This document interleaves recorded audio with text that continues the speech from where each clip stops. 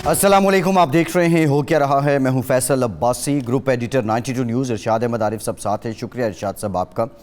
आज 6 सितंबर है और 6 सितंबर 1965 के पाकिस्तान की अफवाज ने और पाकिस्तान के अवाम ने मिलकर भारत की फोर्सेस को नाको चने चबवाए थे।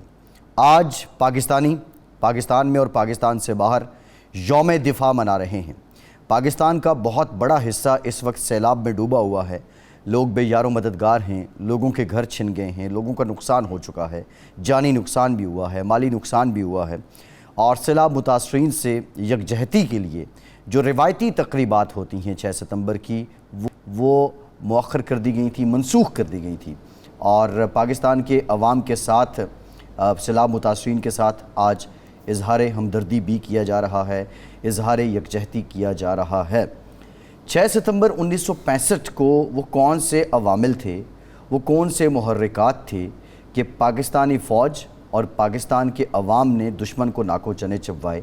और आज का जो सियासी माहौल है और पाकिस्तान को दरपेश जो चैलेंजेस हैं वो क्या हैं, और क्या हम इस वक्त अंदरूनी तौर पर इस काबिल हैं कि खुदा न खास्ता इस तरह का कोई मामला आता है तो हम किस तरह उससे नबरदाज़मा होंगे। इरशाद साहब, बड़ी इम्पॉर्टेंट बात यह है कि 1965 एक तारीख़ है, रोशन बाब है, लेकिन अभी जो पाकिस्तान के अंदर सियासी माहौल है, तफरीक है, ज़रूरत किस अमर की है और फ़र्क क्या है उन हालात में और आज के हालात में? देखिए, इस दौरान 65 से अब तक एक 71 भी आया है जी। 65 में ये था कि पूरी कौम एक सीसा पिलाई हुई दीवार थी, फ़ौज और कौम के दरमियान मिसाली यकजहती थी। पूरी कौम पाकिस्तानी अफवाज के पीछे खड़ी हुई थी और जज्बा ये था कि दुश्मन ने जो हमला किया है, जो हम पर जारहियत की है, उसका मुंह तोड़ जवाब देना है, वो हमने दिया। हालांकि उस वक्त 1947 के बाद जो सूरत हाल थी, हमारी फ़ौज इतनी मजबूत नहीं थी जितनी आज है। हमारे पास वसाइल भी कम थे, हमें असासे तक नहीं दिए गए थे, बड़ा कटा फटा पाकिस्तान हमारे वालों क्या। लेकिन कौम के इत्तेहाद की वजह से हमने कई गुना बड़े दुश्मन को हमला उसने किया था। हमलावर को एक एज होता है कि ज़ाहिर है वो प्लानिंग करके आता है और जो आगे बैठे होते हैं वो तैयार नहीं होते, लेकिन पूरी हमने भरपूर दफा किया जी। और आलम ये था कि उस वक्त एक अखबार ने एक पैसा एक आना एक टैंक की मुहिम चलाई जी कि जी आप एक आना जमा करवाएं दिफाई फ़ंड में। यूब खान ने फ़ंड कायम किया था। पूरी कौम उस वक्त जितनी भी थे, एक आना रोज़ाना अगर जमा कराएंगे तो एक टैंक ख़रीदा जा सकता है जी। और छोटे छोटे बच्चे अपनी जो पॉकेट मनी जो है वो वहाँ जमा करा रहे हैं। जमातें, मुख्तलिफ़ जमातें जो थीं वो जनाब वाला पैसा इकट्ठा कर रहे हैं। और याद रहे कि उस वक्त अयूब ख़ान के ख़िलाफ़ ताज़ा इलेक्शन हुआ था, मादर मिल्लत को हराया गया था। इस वक्त जो सूरत हाल है वो इस लिहाज से अफसोसनाक है कि सियासतदान अब भी लड़ रहे हैं जी और छोटे छोटे मफादात के लिए, छोटी छोटी मसलहतों के लिए एक दूसरे की दुश्मनी पाल रखी है, जो कि मुल्क के लिए मुनासिब नहीं है। और ज़रूरत इस बात की है। और अच्छा, इस वक्त हमारी जो मामला है, उस वक्त अमेरिका हमारे साथ था, हमारा दोस्त था, साथ था या नहीं था लेकिन हमारा दोस्त था। चीन हमारे साथ बिल्कुल पूरी तरह खड़ा हुआ था, 65 की बात कर रहा हूँ। और मुस्लिम, अब ये बात की जाती है कौन सी जी मुस्लिम उम्मा, उस वक्त मुस्लिम उम्मा सामने आई थी जी। जब मिस्र ने, जब तुर्की ने, जब अलजायर ने, जब नाइजीरिया ने, जितने मुल्क थे मुस्लिम, उन्होंने जनाब अपने इंडोनेशिया, इन्होंने दरवाज़े खोल दिए। हमें कहा कि जी जितना असला लेना है, जिसके पास असला था उस तरह से असला आ रहा था, जिनके पास मेडिकल फैसिलिटीज़ थी वहाँ से मेडिकल फैसिलिटीज़ आ रही थी, डॉक्टर आ रहे थे, नर्सेज आ रही थी, अद्वियात आ रही थी, राशन आ रहा था। सारे मुस्लिम उम्मा ने, सऊदी अरब ने, बाकी दोस्तों ने, उन्होंने कहा जी ये हमारी जंग है। तो अब जो एक पहलू है वो ये भी है कि क्या हम आज उस तरह हैं, हमारे साथ दोस्त हैं जी। ये बहुत इंपॉर्टेंट बात है। इमरान खान साहब खुद को कश्मीरियों का सफ़ीर भी कहते हैं। اس سے پہلے کے جو حالات ہیں وہ بھی آپ کے سامنے ہی ہیں. لیکن ہمارے جو مسلم امہ کی آپ بات کر رہے ہیں، برادر اسلامی ممالک، ان کی جانب سے جس رسپانس کی ہم توقع کر رہے تھے وہ ہمیں نہیں ملتا.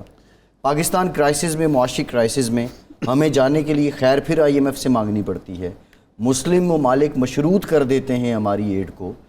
اس نہج پہ ہم کیوں پہنچے ہیں؟ دیکھیں 65 میں اگرچہ ایک فوجی حکمران تھا یہاں، لیکن جو نظریہ تھا، دو قومی نظریہ، وہ حاوی تھا، پوری قوم کو ازبر تھا، اور حکمران بھی ادھر ادھر جانے کے قابل نہیں تھے. اس کے بعد یہ ہوا ہے کہ ہمارے ہاں نظریاتی تقسیم پیدا ہوئی، ہم نظریے سے پیچھے ہٹے. اعظم کے ارشادات سے، علامہ اقبال کی جو سکیم تھے اس سے پیچھے ہٹے. تو اس کی وجہ سے وہ جو ہمارے اندر انتشار کی وجوہات ایک لمبا موضوع ہے. اس کی ایک وجہ یہ بھی ہے کہ قوم کو ہماری لیڈرشپ نے خود تقسیم کیا، اور کشمیر پر کمزور موقف ہمارا اپنایا گیا. کبھی ہم جناب 5 ریجن کی بات کر رہے ہیں، کبھی خود مختار کشمیر کی بات کر رہے ہیں، کبھی کچھ کر رہے ہیں. جب ہمارا اپنا موقف ہی اس طرح سے ہوگا کہ آج کچھ ہے کل کچھ ہے، کبھی ہم کہتے ہیں کہ جی فلاں آپشن لے لیں، فلاں آپشن لے لیں. جب ایسی صورت ہوگی تو دوستوں کو کیا پڑی ہے کہ وہ انڈیا کے ساتھ تجارت نہ کریں. ہمارے اپنی کمزوریاں ہیں نا جی. ارشاد صاحب، نیر بخاری صاحب نے ہم کیا ہے، سینئر قانون ساز بھی ہیں، قانون دان بھی ہیں، پاکستان پیپلز پارٹی کے سیکریٹری جنرل ہیں. بخاری صاحب thank you very much for your time. Bukhari صاحب ہم آئیں گے جو کرنٹ ایشوز ہیں، لیکن آج یوم دفاع پاکستان ہے، اور ہم ابھی یہ بات کر رہے تھے کہ 1965 کے جو حالات تھے اس میں اتحاد تھا، یگانگت تھی. آج جو پاکستان کے سیاسی حالات ہیں بخاری صاحب، اور پاکستان کو جو درپیش چیلنجز ہیں، اور مل بیٹھنے کو بھی تیار نہیں ہیں ہمارے جو سیاسی اکابرین ہیں، تو ہم جا کس طرف رہے ہیں؟ تھینک یو بادشاہ صاحب. دیکھیں گزارش یہ ہے کہ آپ نے جس بات کی ابھی نشاندہی کی کہ ہم اکٹھے بیٹھ نہیں سکتے، with an exception of one, جو ڈے 1 18 اکتوبر 2018 سے اقتدار میں آیا، وہ شخص ایک ایسا پولیٹیکل فگر ایمرج ہوا پاکستان کی پولیٹکس میں کہ جو پولیٹیکل پارٹیز اور لیڈرشپ سے بات ہی کرنا نہیں چاہتا، چاہے وہ اقتدار میں ہو چاہے وہ اقتدار کے باہر ہو. اور ایک ہی رٹ لگائی رکھی اس نے، چور ڈاکو. کسی کو سزا تو دلوائی نہیں اس نے، اور نہ ہی اس کی پروسیکیوشن کو کیس اسٹیبلش کر سکی.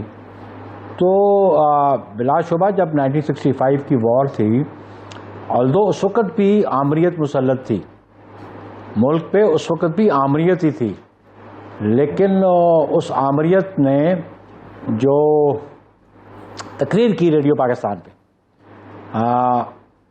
اس نے لوگوں کو جوش و جذبہ بھی دیا، لوگ متحد بھی ہوئے، اور لاہور کے شہری تو وہ اپنی افواج کے ساتھ مل کے بارڈر کی طرف روانہ ہو پڑے. تو وہ جذبہ تو پاکستانی قوم میں جب مشکل وقت آیا ضرور موجود ہے، لیکن اس کے لیے پولیٹیکل لیڈرشپ کو بالکل کردار ادا کرنا چاہیے، اور ان پہ لازم بھی ہے کہ وہ کردار ادا کریں. لیکن ایک ایکسیپشن ہے جو مودی سے بات کرنے کو تیار ہے. مودی کو الیکشن میں جیتنے پہ اس کی خواہشمند تھے کہ یہ جیتے تاکہ وہ کشمیر ایشو کو ریزالو. میں سمجھتا ہوں یہ بائی ڈیزائن جو ڈونلڈ ٹرمپ نے کہا کہ جی میں ثالثی کرنا چاہتا ہوں، that was probably a trap, اور یا یہ سمجھ نہیں پائے کہ 2019 میں آ کے انڈین کانسٹیٹیوشن امینڈ کر دیا جاتا ہے. اور میں کئی مرتبہ یہ بات کہہ چکا ہوں عباسی صاحب کہ جو فریمرز آف انڈین کانسٹیٹیوشن تھے جی، ان کو پتہ تھا کہ کشمیر ایشو ایک ایسا ہے جس کا ریزولوشن چاہیے، اور انہوں نے 3 سال لگائے، 4 سال کانسٹیٹیوشن بنانے میں انڈین پارلیمنٹ نے، اور 51 میں انہوں نے انڈین کانسٹیٹیوشن لاگو کر دیا، اور 370 اس میں رکھا، 35A بھی رکھا، نوئنگلی کہ اس کا سولوشن، کیونکہ اس سے پہلے 1948 میں سیکورٹی کونسلز کی ریزولوشنز آ چکی تھی، اور اس وقت کے پرائم منسٹر انڈیا کے جواہر لال نہرو نے اپروچ کیا تھا سیکورٹی کونسل کو.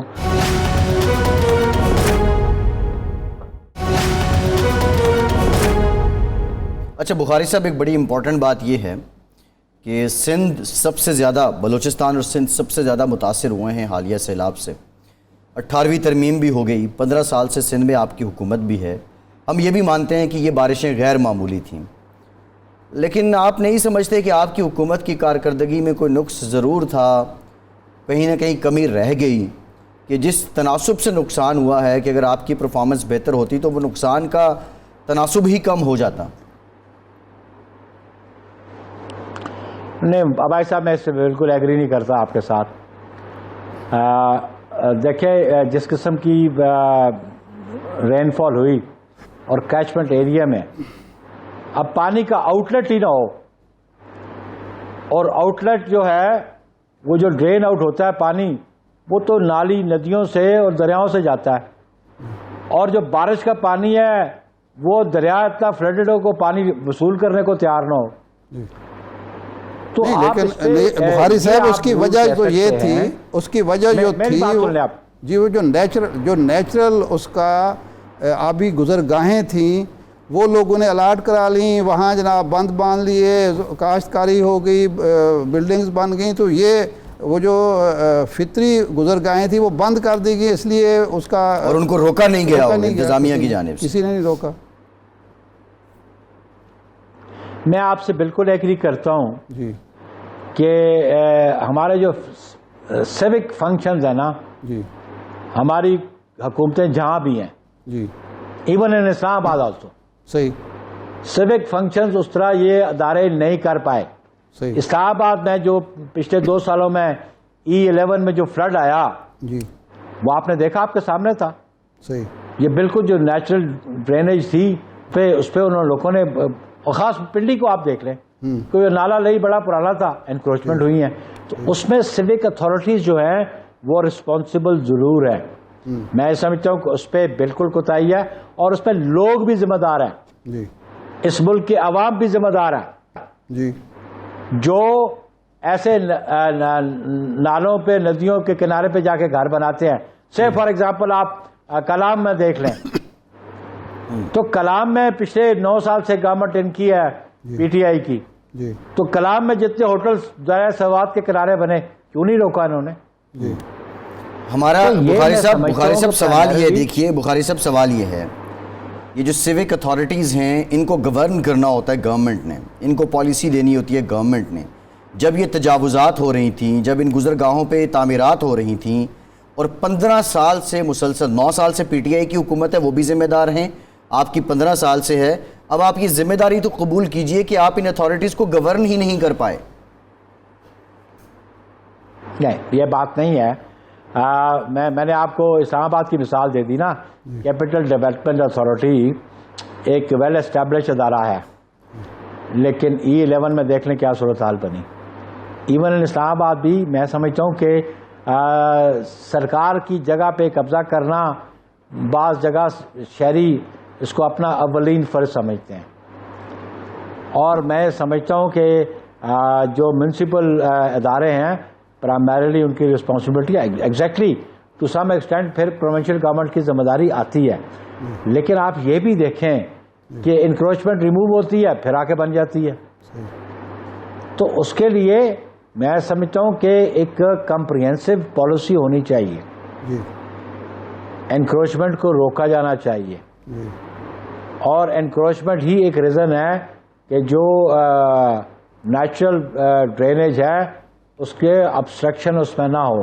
لیکن سندھ میں آپ دیکھیں کہ دریائے سندھ گزر رہا ہے، وہ دریائے سندھ میں پانی تو وہ ادھر سے کیچمنٹ ایریا سے اتنا فلڈڈ آئے تو سندھ سے کی جو پلینز ہیں وہاں سے وہ پانی وصول ہی نہیں کر پا رہا تھا. جی اچھا بخاری وہ صاحب، اس لیے نہیں کر پا تھا کہ وہ آلریڈی فلڈڈ تھا.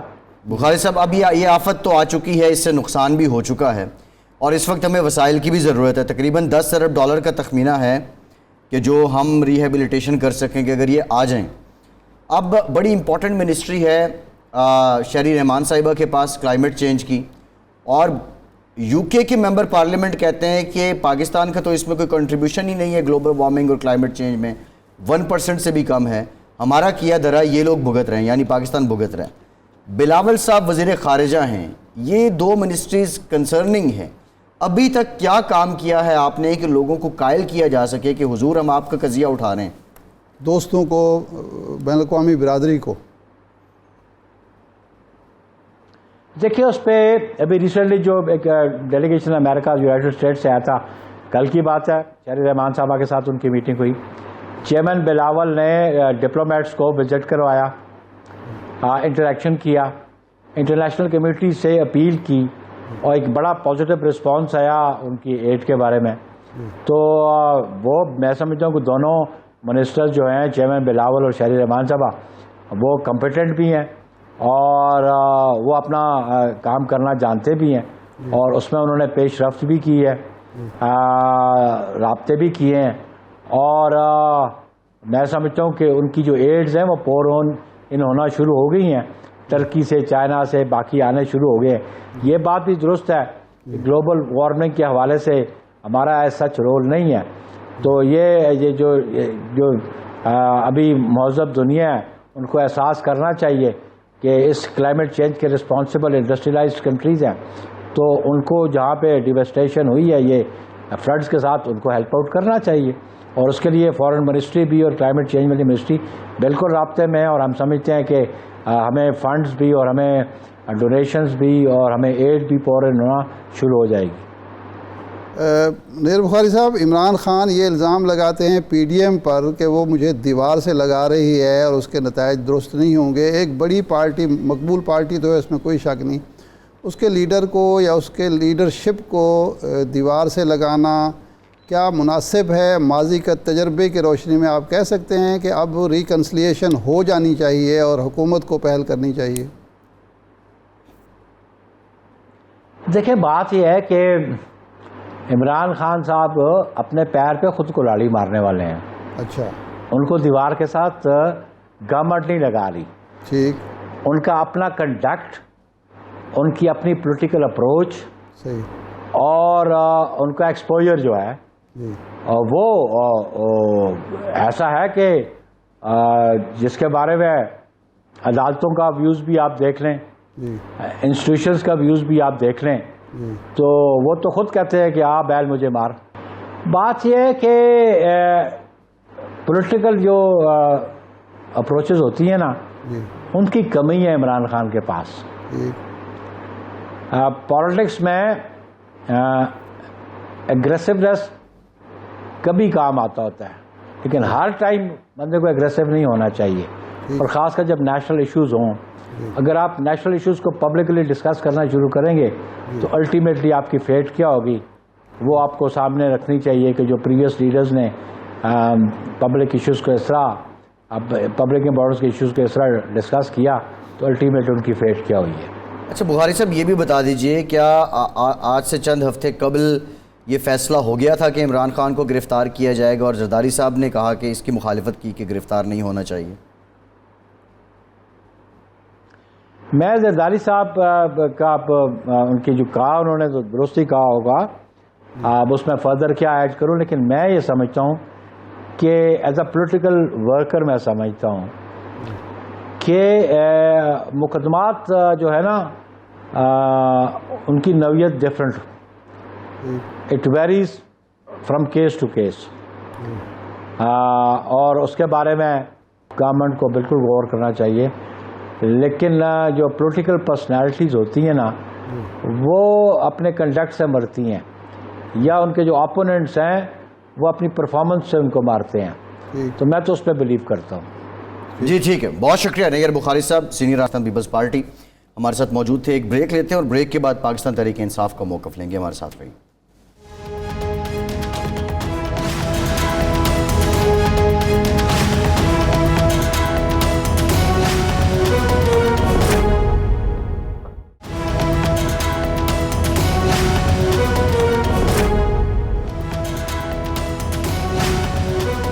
بریک کے بعد ایک بار پھر سے آپ کو خوش آمدید کہیں گے. ہمیں جوائن کیا ہے علی زیدی صاحب نے، پریزیڈنٹ ہیں P T I Sindh chapter کے، سینئر رہنما ہیں. بہت شکریہ علی صاحب آپ کے وقت کا. علی صاحب، آج 6 ستمبر ہے، یوم دفاع پاکستان ہے، اور پاکستان کے عوام اظہار یکجہتی کر رہے ہیں اپنی افواج کے ساتھ بھی، اور افواج یکجہتی کر رہی ہیں سیلاب متاثرین کے ساتھ.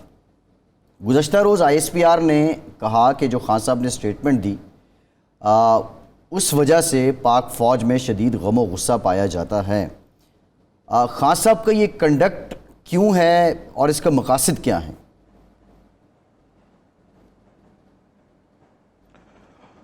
اچھا جی دیکھیں، پہلے سپٹمبر 6 کے حوالے سے بات کر لیتے ہیں. سپٹمبر 6 میں 67 میں پیدا ہوا، جنگ 65 میں ہوئی 2 سال پہلے.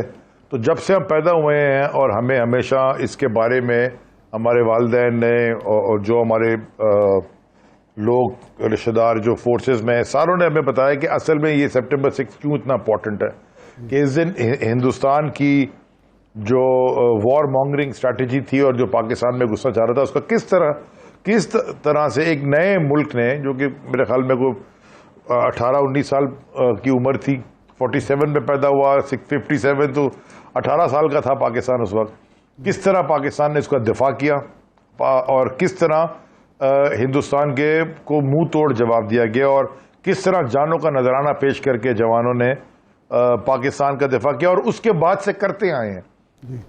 وہ پہلا میرے خیال میں دوسرا 48 تھا پہلا موقع تو، لیکن 65 میں بڑی ایک جنگ تھی اور اس کے بعد بھی ہم کرتے آئے ہیں. ایئر فورس کا اور پاکستان آرمی کے سولجرز کا، پاکستان نیوی کا، سب کے بڑے بڑے رول رہے ہیں ہر ایک میں. تو یہ پوری آرم فورسز کے لیے ہم ایک دن مناتے ہیں. میں یہاں تھا نہیں، میں سیلاب زدگان کے ساتھ تھا، لاڑکانہ میں اور سکھر میں اور باقی.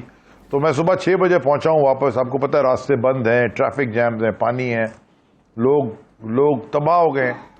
یہ بھی میں آپ کو بتاتا چلوں کہ پاک فوج بڑا زبردست کام کر رہی ہے ریسکیو میں. پاک فوج نے 2005 کا مجھے یاد ہے ارتھکویک میں زبردست کام کیا تھا. پاکستان کی جو نیوی ہے، بحریہ کے لوگ، وہ جو lower lying areas of Sindh ہیں وہاں پہ بڑا اچھا کام کر رہے ہیں. ایئر فورس کے C-130 مال لا رہے لے جا رہے ہیں. تو یہ ایک جو نیشنل سارٹ آف کرائسس آیا ہوا ہے ہمارے خاص طور پہ سندھ پہ، سب مل کے زبردست کام کر رہے ہیں. NGOs، پاکستان کی سول سوسائٹی زبردست کام کر رہی ہے. جو نہیں کر رہی، میں بہت کلیئرٹی سے کہہ رہا ہوں، وہ سندھ گورنمنٹ ہے.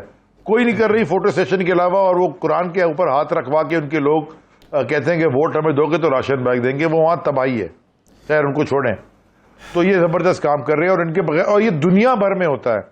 مجھے یاد ہے جارج بش کی حکومت میں وہ نیو اورلینز میں ایک آیا تھا، وہ بریچ ہو گیا تھا، وہ ڈیم ٹوٹ، سارا سمندر ایک سٹارم آ گیا تھا. وہاں پہ ملٹری نے آ کے زبردست کام کیا. اور اکثر ہم نے دیکھا ہے باہر کے ملکوں میں، بیکاز ان کے پاس ایک پورا میکینزم ہوتا ہے، مشینری ہوتی ہے، ایکسپرٹیز ہوتی ہے، انجینئرنگ ایکسپرٹیز ہوتی ہے، اکوپمنٹ ہوتا ہے کہ جلدی جلدی وہ ریسکیو کر سکے اور ریہاب میں بھی کام آتے ہیں. نہیں علی زید صاحب، جب آپ یہ غم و غصے کی بات، جب آپ یہ کہہ رہے ہیں کہ وہ بہت کام کر رہے ہیں، اس وقت قوم کو متحد ہونے کی ضرورت ہے. ایک اتنی بڑی نیشنل کلیمٹی جو ہے اس سے نکلا جا سکے اور اس سے عوام کو ریلیف دیا جا سکے، عوام کی آباد کاری ہو سکے جو متاثرین ہیں. اس وقت قوم کو تقسیم کرنا یا چور ڈاکو کی رٹ لگانا، یہ کیا مناسب ہے؟ ایک ایسا شخص جو وزیر اعظم ملک کا 3.5 سال رہا ہے اور مقبول ترین شخص سمجھا جا رہا ہے. ارشاد بھائی وہ مقبول ہے اس لیے کہ وہ سچ بول رہا ہے. ضروری ہے لوگوں کو بتاتے روز بتائیں کہ یہ ان حالات میں، خاص طور پہ اندرون سندھ کے لوگ جن حالات میں ہیں، سیلاب سے پہلے بھی ان کے حالات کو اچھے نہیں تھے، سیلاب نے ان کو تباہ کر دیا. یہ بیڈ گورننس ان چوروں ڈاکوؤں کی وجہ سے ہیں، جو کہ 15 سال سے سندھ کو لوٹ کے چوس کے گوشت کھا گئے. اس کا PDMA ٹھیک نہیں کر سکے، یعنی کہ provincial disaster management authority. Local bodies کو ٹھیک نہیں کر سکے سپریم کورٹ کے احکامات کے باوجود. 2 دفعہ لوکل باڈی الیکشن نے ڈیلے کیا. 140A امپلیمنٹ نہیں کیا، جو کہ کلیئر کٹ ڈیسیشن ہے سپریم کورٹ کا کہ فوراً امپلیمنٹ کیا جائے. اداروں کو سارا CM ہاؤس کے اندر لے کے بیٹھے ہوئے کرپٹ لوگ. صرف اگر آپ کل کی گفتگو سن لیتے، اور آپ کے چینل پہ بھی چلی ہے، جو مراد علی شاہ اور وہ نادر مکسی جو گفتگو فرما رہے تھے آپس میں بند کو دیکھ کے کہ یہ توڑا جو ہو گیا وہ ہو گیا، اگر آپ وہ گفتگو سن لیں آپ کو سمجھ آ جائے گی کہ یہ کتنے گرے ہوئے لوگ ہیں. یہ اپنی زمینیں بچانے کے لیے جو غریب کسان ہے اس کے ساتھ کیا کرتے ہیں. تو لوگوں کو یہ روز یاد دلانا ہے اور یہ بالکل کرنا چاہیے خان صاحب کو, اور یہ کرتے جانا چاہیے. علی بھائی اب آ جائیں جو دکھ کی بات. علی بھائی یہ جو آپ نے بات کی, ایک حکومت ہے, اس کی مس گورننس ہے, اس کی سارا کچھ آپ جو کہہ رہے ہیں ہم مان لیتے ہیں. 3.5 سال آپ کی حکومت رہی. خان صاحب پر سب سے بڑا الزام ان کے اتحادی لگایا کرتے تھے کہ ایک دن وہ جہاں 15 یا 16 سیٹیں تھیں, ایک دن خان صاحب ایک رات نہیں گزاری, ایک رات انہوں نے نہیں گزاری. اندرون سندھ وہ کبھی گئے ہی نہیں. تو یہ اس میں آپ بھی تو قصوروار ہیں کہ سندھ کو اس مافیا سے نجات دلانے کے لیے آپ کی پارٹی نے کیا ہے, جنہوں نے آپ کو کراچی جیسے شہر میں 15-16 سیٹیں دے دیں. دیکھیں ارشاد بھائی, میں یہ وہ نیریٹو بلڈنگ ہے جھوٹ کے اوپر مبنی جو کہ یہ کرتے آئے, جو کہ یہ آج بھی کر رہے ہیں. اب آ جائے, ہم نے سندھ کو بڑا پیکیج دیا تھا. کراچی کو ہم نے کراچی ٹرانسفارمیشن کے اندر 1350 کا تھا ارب کا, اس میں سے 1100 ارب کا, جس میں 650-700 ارب ہم فیڈرل گورنمنٹ کے تھے. ہم نے ڈپلوائے بھی کیے فرام KCR, پانی سے لے کے, سرکولر ریلوے سے لے کے, اس گرین لائن سے لے کے. اس کے علاوہ جو ہمارے MP آپ میرے حلقے میں آ کے دیکھ لیجئے, ہمارے باقی MNAs کے حلقے میں جو ہم نے کام کرائے ہیں وہ ہمارا کام نہیں تھا. یہ تو صوبوں کا کام ہوتا ہے. میرا ایک سوال ہے, گورنمنٹ کا کام ہے, یہ تو کام ہی نہیں کرتے. زیدی صاحب ایک سوال ہے. زیدی صاحب سوال یہ ہے کہ دیکھیے پنجاب میں جو تباہی آئی سیلاب سے, ہم فیلڈ میں گئے, ہم نے دیکھا جو سب سے بڑا فقدان ہے وہ لوکل باڈیز کا نہ ہونا ہے. آپ کی یہاں حکومت رہی, پھر وہ لیٹیگیشن میں بھی معاملہ رہا, لیکن ابھی تک یہاں کے لوکل باڈی کے نمائندے نہیں ہیں. کیوں نہیں ہیں؟ دوسری بات, 9 سال آپ کی حکومت ہو چکی ہے KPK میں, وہاں اتنی بڑی تباہی, وہ تعمیرات کیسے ہو گئیں دریا کے کنارے, وہ ہوٹلز کیسے بن گئے؟ کیا یہ حکومت کی غفلت نہیں ہے؟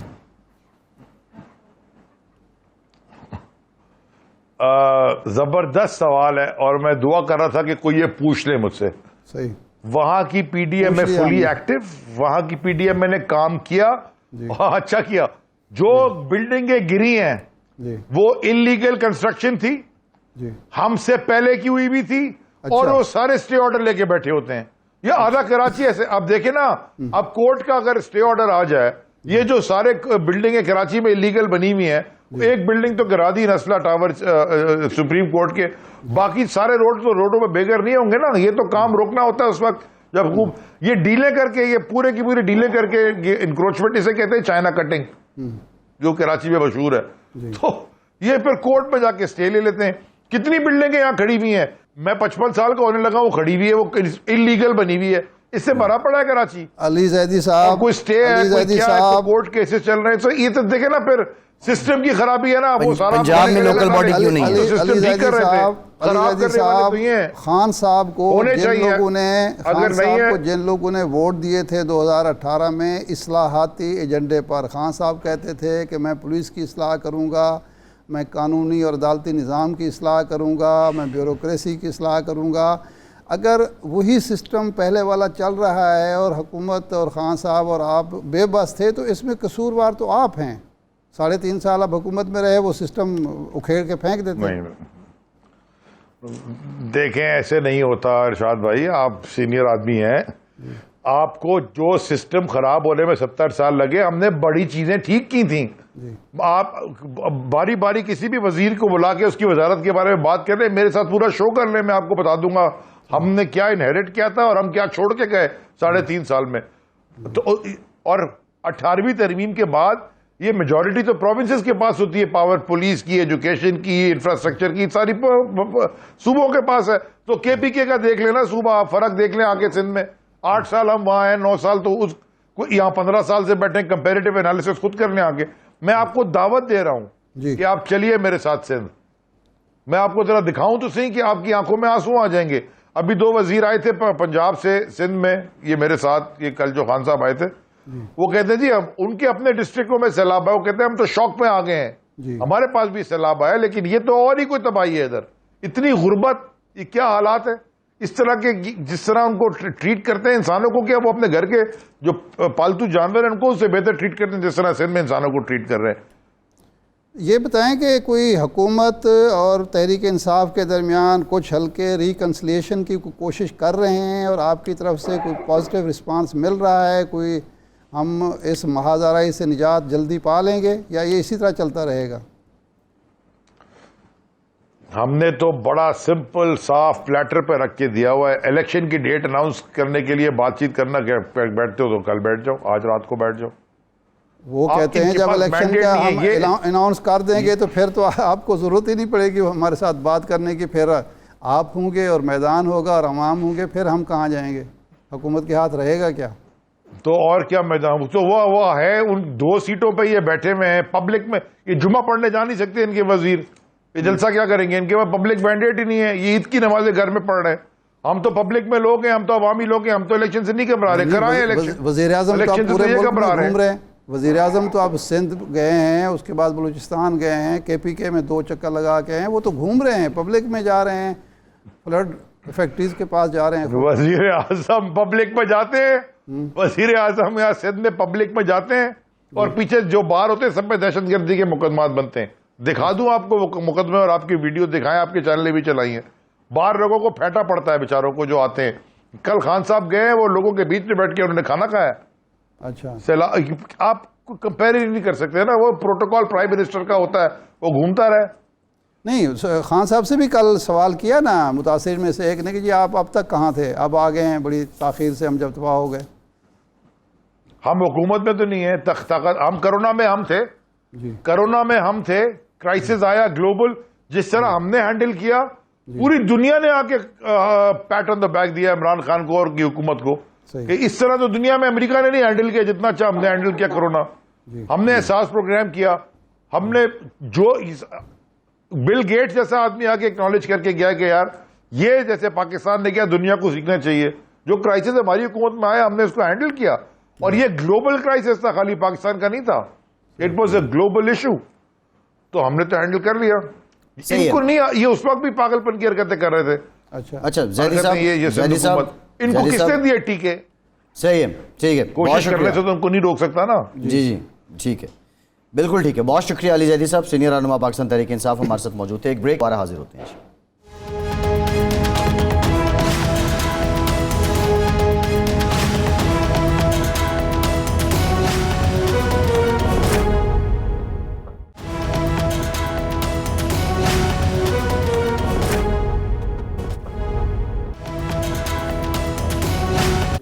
بریک کے بعد ایک بار پھر سے آپ کو خوش آمدید کہیں گے. اچھا ارشاد صاحب, مسلم لیگ نون میں بھی ایک بڑا انٹرسٹنگ قسم کا ہم دیکھ رہے ہیں کہ نظریات جنم لے رہے ہیں. پہلے تو آوازیں اٹھتی تھیں, اب جاوید لطیف صاحب کل کہہ رہے تھے سلطان رائی کی آواز والے کو نکیل ڈالنا ضروری ہے.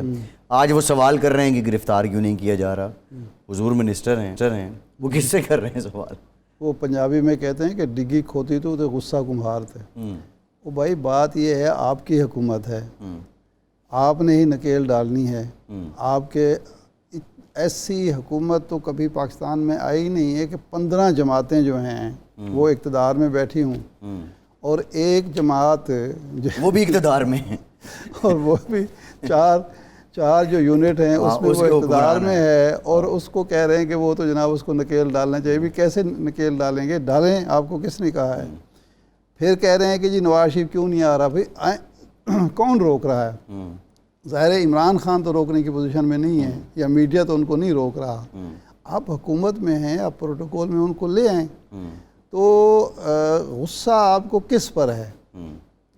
جو فیصلے حکومت نے کرنے ہیں, وزیر اعظم پاکستان نے کرنے ہیں, PDM کے حکمران اتحاد نے کرنے ہیں, اس کا ذمہ دار آپ کسی دوسرے کو کیسے ٹھہرا سکتے ہیں؟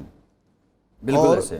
اور آپ کو اگر غصہ ہے بھی صحیح وزیر اعظم پر, تو آپ یہ باتیں کیبنٹ میں کیوں نہیں کرتے؟ باہر کیوں کر رہے ہیں؟ آپ تو کیبنٹ میں نہیں دیکھنا, کیبنٹ ممبر تو ہیں نا آپ. کیبنٹ ممبر تو ہیں لیکن وزارت ہی نہیں ہے. کیبنٹ میں تو سر ڈسکشن ہوتی ہوگی نا, میری منسٹری یہ کر رہی ہے. ایشو یہ ہے کہ یہ ایشو تو وہاں اٹھا سکتے ہیں نا. وہ کہیں کہ جناب بات یہ میرے پاس منسٹری تو ہے نہیں, اس لیے میں تو کوئی اور بات کر ہی نہیں سکتا. میں تو یہ بات کروں گا کہ میرا لیڈر جو ہے وہ ملک سے باہر بیٹھا ہوا ہے. آپ کی کارکردگی جو ہے اس سے نہ عوام مطمئن ہے, نہ میں مطمئن ہوں, نہ میرا لیڈر مطمئن ہے. ایک ہی بات رہ جاتی ہے کہ میرا لیڈر واپس تو آیا نا, اس کو تو لے کے آئے عزت احترام کے ساتھ. وہ بھی آپ سے نہیں ہو پا رہا, تو آپ کس لیے اقتدار میں آئے تھے؟ تو اس کا مطلب یہ ہے کہ آپ عمران خان کے نیریٹو کو پروموٹ کر رہے ہیں کہ آپ اقتدار میں آئے ہیں, نہ عوام کو ریلیف دے پا رہے ہیں, نہ مریم صاحبہ کو ملک سے باہر جانے کی اجازت دینے کی پوزیشن میں ہیں، نہ نواز شریف صاحب کو وطن واپس لانے کی پوزیشن میں ہیں، صرف اپنے کیس واپس کرا کے آپ بیٹھ گئے. تو یہ تو کوئی ایجنڈا نہیں ہے نا اقتدار میں آنے کا. تو اس لیے جاوید لطیف صاحب کو جو غصہ کرنا چاہیے وہ اپنے آپ پر کرنا چاہیے، اور یہ باتیں کیبنٹ میں کرنے کی ہوتی ہیں، پبلک میں کرنے کی نہیں ہیں. اس سے بے بسی حکومت کی بے بسی، مسلم لیگ کی بے بسی جھلکتی ہے، اس سے علاوہ کچھ بھی نہیں. رانا ثناء اللہ صاحب پراسرار سی خاموشی ہے، کہاں ہیں اور وجہ کیا ہو سکتی ہے؟ نہیں تھوڑا تھوڑا تو وہ بولتے ہیں کسی پروگرام میں، لیکن وہ پہلے والی فریکوینسی نہیں ہے. ہاں، جو روزانہ وہ پریس کانفرنس کرتے تھے، بلکہ 2 دن میں 2 دفعہ بھی کرتے تھے، وہ اب رانا صاحب سے رابطہ ہو تو ان سے پوچھیں کہ جناب یہ کیا ہے کہ آپ تو وہ جو ہوتا ہے نا کفن پھاڑ کر بولنے والے ہیں نا، ان سیاستدانوں میں سے ہے نا، جو جب بولتے ہیں تو پھر بولتے ہیں، کھل کے بولتے ہیں اور پھر وہ آپ کسی روح رعایت کسی کی نہیں کرتے. تو اب آپ کی خاموشی کی وجہ نہیں ہے، یا تو یہ ہے کہ جو رانا صاحب کرنا چاہتے ہیں اس کی ان کو اجازت نہیں مل رہی. ایک تو یہ وجہ ہو سکتی ہے. نہیں، کسی بڑے مشن پہ ہیں، کیونکہ خاموشی جو ہے وہ کسی انقلاب کا پیش خیمہ ہے. یہ ہو سکتا ہے کہ وہ اعظم نذیر تارڑ صاحب کے ساتھ مل بیٹھ کے کوئی نئے کیسز بنا رہے ہوں عمران خان کے خلاف. جی، کیونکہ سب سے بڑا مسئلہ تو اب موجودہ حکومت کے لیے ہے، مہنگائی سے بھی بڑا مسئلہ، لا اینڈ آرڈر سچویشن سے بھی، سیلاب سے بھی بڑا مسئلہ تو عمران خان ہے اور جینون ہے. تو اس کے لیے کچھ کر رہے ہوں گے میرا خیال ہے. سابق جو وزیر داخلہ ہیں شیخ رشید صاحب، ان کے بھی کھٹے میٹھے بیانات آتے ہی رہتے ہیں. نہیں، انہوں نے تو کہا تھا کہ اگست جب ختم ہوگا تو بہت کچھ ہو جائے گا. اگست تو ختم ہو گیا، اگست میں تو کچھ نہیں ہوا. نہیں، وہ تو شیخ صاحب جب اسلام آباد میں کوئی ایونٹ تھا تو انہوں نے کہہ دیا میرے گھر پولیس آ گئی. پولیس نے کہا جی ہمارے تو وہم و گمان میں بھی نہیں ہیں، گئے ہی نہیں ہیں. خیر وہ تو ایک ہنر ہے نا ان کا، ہمارے پاس تو وہ آدمی نہیں ہے جو وہاں بھیج سکیں. وہ تو خیر ان کا ایک ہنر ہے نا، وہ جان بوجھ کے بھی مطلب ایک اسٹریٹجی ہے ان کی میڈیا میں رہنے کے لیے. لیکن وہ کہتے ہیں کہ میں اداروں کے ساتھ ہوں اور میرے معاملات بالکل ٹھیک ہیں، اور ساتھ کہہ رہے ہیں میری سیاست عمران خان کے ساتھ ہے. اور مطلب وزیر داخلہ وہ رہے ہیں، پھر رانا ثناء اللہ صاحب کے ساتھ بھی ان کا ایک رومانس تو ہے. خیر ارشاد صاحب، ابھی آپ نے مہنگائی کی بات کی. یہ جو سیلاب آیا ہے پاکستان کے اندر، جو سپلائی ہے بیسکلی، یہ وہ ساری انفارچونیٹلی وہ بیلٹس متاثر ہوئی ہیں جو فوڈ چین یا فوڈ سپلائی کی سب سے بڑا ایریاز تھے. اب شہروں میں آپ دیکھ لیں، پیاز غالباً 200-250 روپے کلو ہے، ٹماٹر 300-400 روپے کلو ہیں، فروٹ کی قیمتیں بھی ڈبل ٹرپل ہو چکی ہیں. افغانستان سے ہم امپورٹ کر رہے ہیں. کیسے مطلب یہ کیسے مینیج کرے گی حکومت، کیونکہ اب تو کوئی ذریعہ ہی نہیں ہے، فصلیں ضائع ہو چکی ہیں. دیکھیں، حالت ہماری یہ ہو گئی ہے، ٹھیک ہے ایک نیشنل ڈیزاسٹر ہے، صورتحال خراب ہوتی ہے، ہو جاتی ہے، لیکن اب ہم افغانستان سے ٹماٹر منگوا رہے ہیں اور آلو منگوا رہے ہیں افغانستان سے. پہلے ہم سعودی عرب کے محتاج تھے، پھر قطر اور UAE کے ہوئے، اب ماشاءاللہ ہم افغانستان کے بھی ہیں. اور پھر کوشش ہو رہی ہے کہ انڈیا سے کچھ چیزیں منگوائی جائیں. سوال یہ ہے کہ اگر 2010 کے بعد کوئی مینجمنٹ کی جاتی، اس کو آخری سیلاب اور آخری ڈیزاسٹر سمجھا جاتا، اور ایسے پیرامیٹرز جو ہیں وہ طے کر لیے جاتے کہ اب اگر خواہ بارشیں ہوں، خواہ سیلاب آئے، ہم اتنے بڑے پیمانے پر تباہی نہیں ہونے دیں گے. ٹھیک ہے نا؟ لیکن ہم نے کیا کیا؟ کچھ بھی نہیں کیا. جس طرح بھی نیر بخاری صاحب سے بات ہو رہی تھی کہ آبی گزرگاہوں پر آپ نے بلڈنگز بنا دیں. اب وہ کہہ رہے تھے کہ جی یہ جناب محمود خان اور پرویز خٹک کے دور میں بنی ہیں. علی زیدی صاحب کہتے ہیں یہ پہلے کی بنی ہوئی ہیں، اور پہلے پیپلز پارٹی کی حکومت تھی، ANP کی حکومت تھی، مسلم لیگ کی حکومت. بلیم گیم، سیاست بلیم گیم ہے. بات یہ ہے کہ جب تک حکومت کی، ریاست کی، ریاستی مشینری کی ترجیحات میں ملک نہیں ہوگا، ملک کے عوام نہیں ہوں گے، اور کوئی پائیدار اور دور رس پالیسی نہیں ہوگی، منصوبہ بندی نہیں ہوگی، یہ ہم صرف رونا پٹنا ہمارا جاری رہے گا. ہم روتے رہیں گے، کہتے رہیں گے، اگلی دفعہ پھر وہی کچھ ہو رہا ہے.